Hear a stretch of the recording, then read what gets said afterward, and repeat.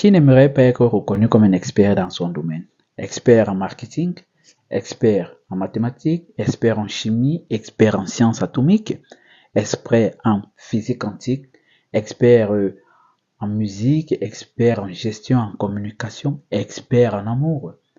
Beaucoup de personnes aimeraient avoir ce titre d'expert dans un domaine bien précis.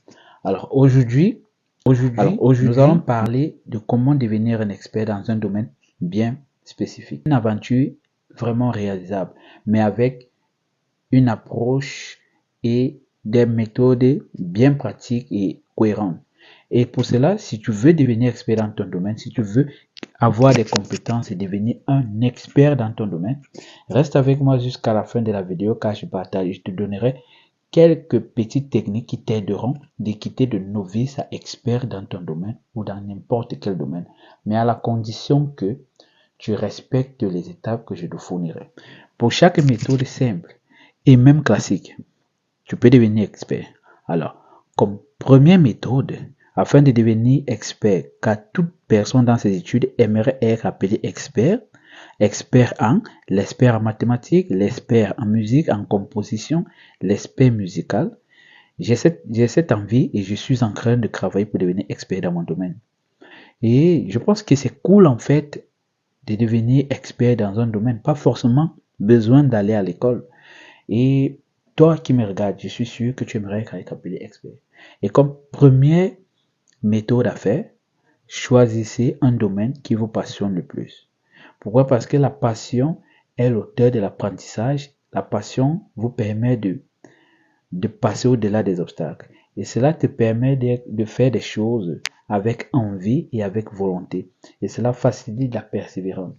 Et ce qui est de moi, depuis des années, je suis intéressé par la psychologie et la communication et la vente. C'est vrai que je n'ai pas encore atteint le summum de la connaissance en psychologie et en communication, car j'ai encore énormément de lacunes en communication, mais je me sens plus à l'aise lorsqu'on parle de la communication qui touche le cerveau, qui touche la productivité et l'amélioration de la personne, et la capacité à produire de nouvelles compétences. Et je pense que cela est dû à la passion que j'ai vis-à-vis de ces sujets. Et je me retrouve souvent en train de lire des livres qui parlent de la psychologie, de la communication, de la gestion, de la vente. Et c'est un long processus. Et je pense que c'est très important. Et pour cela, choisissez un domaine qui vous intéresse réellement et pour lequel vous avez vraiment de l'envie, la volonté. Même si vous avez du talent, vous devez toujours développer les compétences. Et il est essentiel pour devenir un expert, il faut la régularité. Et si tu fais réellement ce que tu aimes alors, prends juste 1 heure par jour. Ça te donnera 365 heures par an. Et si tu prends 2 heures par jour, je pense que tu auras 730 heures par an. C'est déjà quand même quelque chose. Imaginons quelqu'un qui étudie 5 heures par jour. Et je pense qu'il y a de fortes chances que tu deviennes un expert dans ton domaine, dans le domaine dans lequel tu étudies. Et la vérité est que parfois, nous faisons presque 4 heures à faire ce qu'on aime. Ce qui est de moi, je sais, mais de toi, je ne sais pas. Alors, toi qui me regardes, tu aimerais être expert en communication, tu aimerais être expert en psychologie ou en informatique ou en programmation, de toutes les façons, ou en intelligence artificielle. Bon, c'est vrai que ça cadre de l'informatique. Alors, si tu prends 5 heures, 3 heures par jour, et nous savons déjà que lorsqu'on est passionné par quelque chose, nous sommes en train d'étudier, parce que nous sommes en train de faire, ou bien parce que nous sommes en train de faire, on ne voit pas le temps. Et je me souviens lorsque j'étais un peu plus jeune, lorsque j'étudiais la mathématique, lorsque j'ai faisais un peu de la mathématique, je ne voyais pas le temps passer. Je pouvais me retrouver en train de faire 8 heures de temps en train de faire des mathématiques. Ça me plaisait en fait, je me sentais à l'aise lorsque je travaillais sur un exercice, malgré sa complexité, mais je me sentais à l'aise en fait. Et à un moment, je pensais en fait qu'au départ, à la fin, j'étais vraiment passionné par la mathématique. Oui, je suis passionné par la mathématique, mais cela m'a recadré sur autre chose qui est la gestion en fait, qui est sur la gestion et la psychologie et la communication. Alors, je pense que si toi, tu es attiré par par un des domaines bien spécifiques, je pense que tu peux atteindre ton objectif. Je pense que tu es prêt à te donner cœur et âme et à volonté et à la persévérance pour pouvoir te donner à fond et atteindre ton objectif. Et aujourd'hui, comme je vous l'ai dit, la communication, j'y travaille parce que je voudrais être expert en communication, expert en vente et expert en psychologie sociale, bien évidemment. Ce sont des sujets qui m'intéressent. Alors, pour mieux expliquer le choix de la passion, prenons l'exemple d'un musicien qui prend son temps à étudier et maîtriser les sons, les mélodies de son piano. Il sera capable de jouer même dans le noir. Pour une personne normale, elle verra que c'est extraordinaire, elle verra que c'est un génie. Alors que c'est juste l'habitude, et s'il est devenu expert dans le domaine. Et un autre exemple. Bon, prenons le cas des joueurs de football, comme Lionel Messi, Cristiano Ronaldo, Ronaldinho ou David Beckham. Ce sont des sportifs qui, à l'époque de leur jeunesse, qui se sont euh, améliorés et spécialisés sur les tirs de coup franc. Raison pour laquelle chaque fois que David Beckham, ces joueurs que je viens de citer, avaient des coups francs, on savait déjà que 95% des chances, ce ballon l'entrait dans les filets. Bon, pour certains, c'était considéré comme du génie. Mais hormis le génie, les gars travaillaient. Mais on ne pouvait pas savoir en fait qu'ils travaillaient, mais c'est le travail qui a encore développé plus de compétences et encore rendu leur génie constant. Alors, c'est très important en fait de le savoir. À force de forger, on devient forgeron. Et comme deuxième attitude et méthode, s'engager dans une pratique délibérée et régulière. Une pratique délibérée nécessite un effort. Et c'est l'agir dans une pratique délibérée régulière. Et la pratique délibérée implique un effort conscient. Et pour améliorer les aspects spécifiques de votre vie et de vos compétences avec des objectifs clairs et des feedbacks constructifs. Alors, le psychologue Ander Hendrickson souligne que la pratique délibérée et qui est ciblée et répétitive et guidée est consciente et exigeante et cruciale pour le développement de l'expertise. Et comme petit exemple, pour mieux comprendre cela, pour mieux comprendre le fait de s'engager dans une pratique délibérée et régulière, il y a un athlète qui s'entraîne quotidiennement au saut. Et pour cela, il se concentre constamment sur l'amélioration de sa technique de saut spécifique afin de mieux s'améliorer dans le saut. Et il verra des réelles améliorations significatives au fil du temps à force de répéter et à force de se répéter et de se focaliser sur les différentes techniques qui lui permettent d'atteindre son objectif. Et je pense que c'est très important. Je me rappelle, il y a de cela 4 ans, j'avais de la peine à me placer devant une caméra et parler. C'est vrai, jusqu'à présent, j'ai encore cette petite peur-là, cette petite fausse. Lorsque je suis devant une caméra comme aujourd'hui, je répète, mais après, je me lance en fait. Peu importe ce que les gens vont penser. Et aujourd'hui, lorsque je suis devant la caméra, j'ai l'impression que je m'adresse à toi. J'ai l'impression qu'on se connaît. J'ai l'impression que je te parle. C'est vrai, il y a encore des moments où je me sens un peu à l'aise. C'est au fil du temps, au fil de la vidéo que je me sens un peu plus à l'aise. Alors, si tu veux devenir un expert, suis la deuxième étape, suis la deuxième méthode. Cela te permettra de devenir un expert. Alors, comme troisième méthode, acquérir des connaissances théoriques et pratiques et approfondies. Une compréhension complète de votre domaine nécessite l'étude nécessaire des principes fondamentaux, ainsi que la pratique constante de ces pratiques.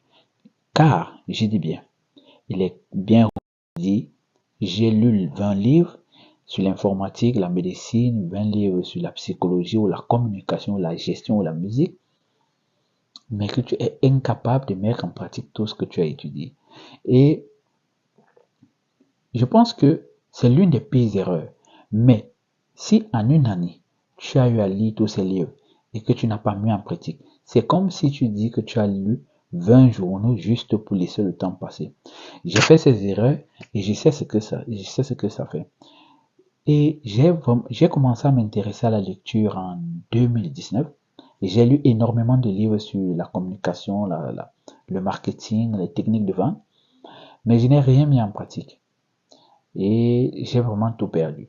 J'ai décidé, et aujourd'hui j'ai décidé de m'y remettre et de resuivre ces méthodes-là. Et tout ce qui englobe la productivité, je me suis mis. Et c'est très important que tu décides, c'est très important que tu restes concentré et que tu pratiques. Si j'ai recommencé à, et en fait, que j'ai commencé à mettre en pratique ce que j'ai commencé, ce que j'avais déjà lu. Et vous savez, une lecture sans pratique, c'est comme un gâteau de mariage sans sucre, qui n'est pas la crème. Comme méthode, comme conseil, je vous recommande de lire des publications, des articles sur le domaine que vous aimerez améliorer ou acquérir, dans lequel vous aimerez acquérir et améliorer des compétences. Car c'est très important.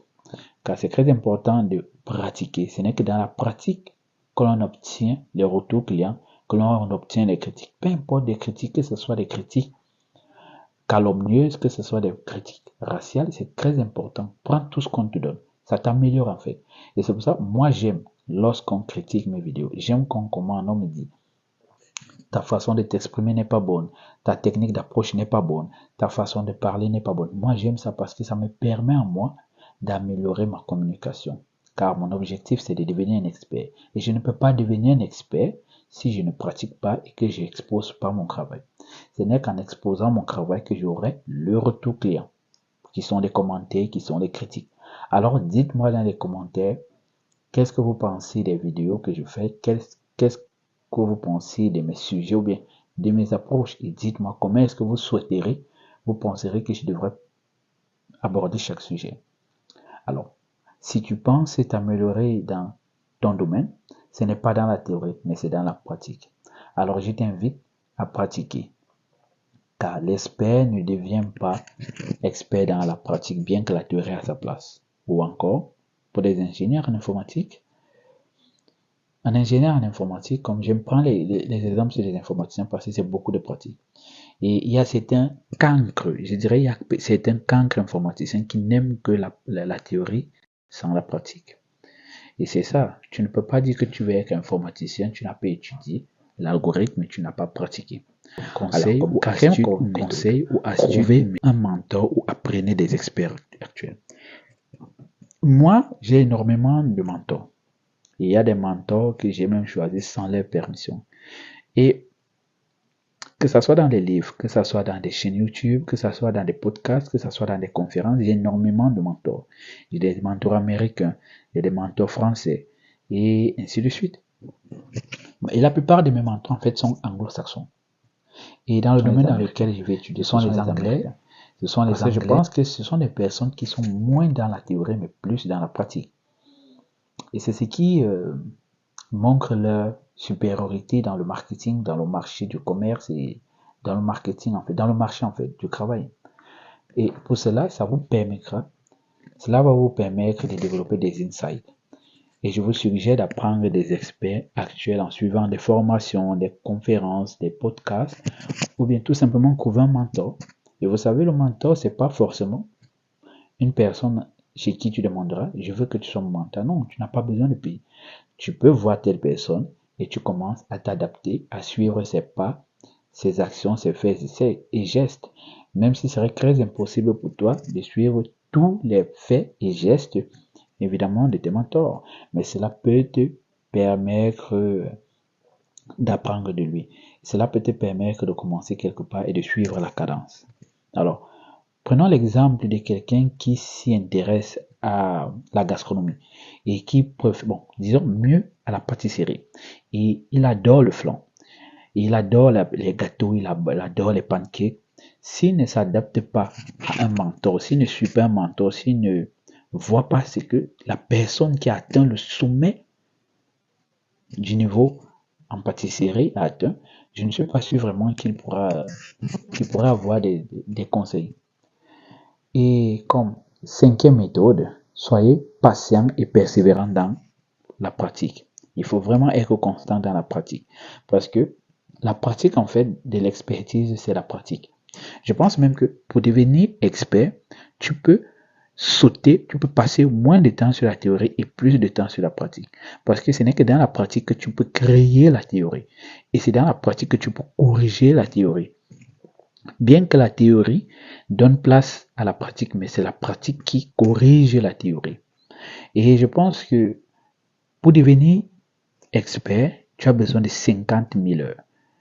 Et je pense que si une personne veut devenir experte et qu'elle parvient à faire 50 000 heures en 5 ans pour 20 heures par semaine, je pense que c'est possible. Parce que beaucoup de personnes aujourd'hui passent plus de temps dans les réseaux sociaux à faire des choses presque inutiles. Mais il y a des personnes en fait dans les réseaux sociaux qui font des choses trop intéressantes. Et si aujourd'hui certaines personnes sont considérées comme experts dans leur domaine, c'est dû à la pratique, la constance, la persévérance et la volonté. Et devenir expert dans un domaine, c'est quelque chose qui combine persévérance, pratique délibérée et persistance. Alors, et devenir un expert dans n'importe quel domaine est un voyage qui combine passion, pratique délibérée et acquisition des connaissances, mentorat et persévérance. Et en adoptant ces méthodes, vous pouvez non seulement atteindre un haut niveau de compétences, mais aussi vous pouvez espérer encourager d'autres à suivre leur quête d'expertise. Alors, si cette vidéo abonnez-vous pour recevoir vos prochaines vidéos sur des conseils en développement personnel et en productivité. Et dites-moi dans les commentaires quelle est la méthode qui vous a le plus intéressé. Quelle est la méthode que vous avez déjà utilisée ou bien que vous utilisez déjà pour devenir expert, pour devenir un expert. Et pour vous qui êtes déjà des experts dans un domaine, dites-moi les méthodes que vous avez eu à utiliser pour atteindre votre niveau d'expert. Merci beaucoup, c'était Niveau d'Ami.